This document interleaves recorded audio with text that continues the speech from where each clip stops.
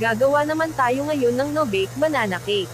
Kailangan lang natin ng overripe na saging, durug-durugin lang natin ito gamit itong tinidor. Maglagay tayo ng isang itlog at 1/4 cup na muscovado sugar, 2 tablespoon oil, at lagyan ng 1/2 cup condensed milk.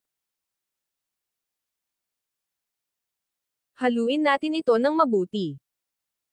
At isunod natin ilagay itong 1 cup na harina, 1 teaspoon baking soda, 1 and 1/2 tablespoon baking powder, at salain natin ito. Haluin natin ulit at maglagay lang din ako dito ng 1 teaspoon na vanilla. Pagkatapos ilagay na natin ito sa ating baking pan.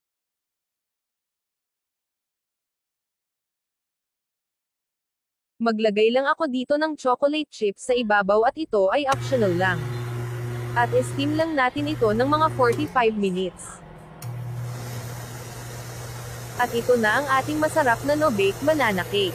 O diba kahit wala tayong oven ay pwede pa rin tayong makagawa ng masarap na cake sa bahay.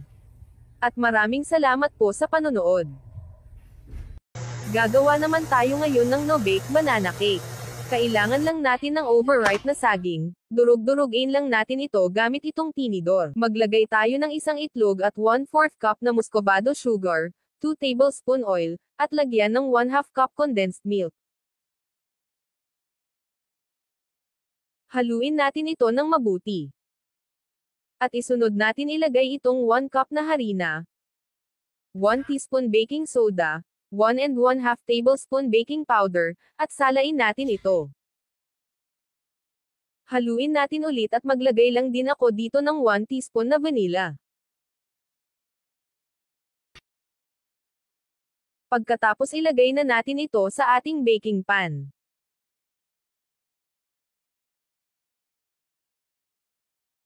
Maglagay lang ako dito ng chocolate chips sa ibabaw at ito ay optional lang.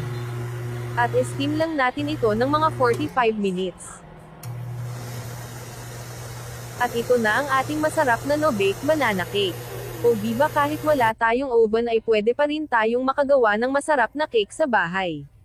At maraming salamat po sa panonood. Gagawa naman tayo ngayon ng no-bake banana cake.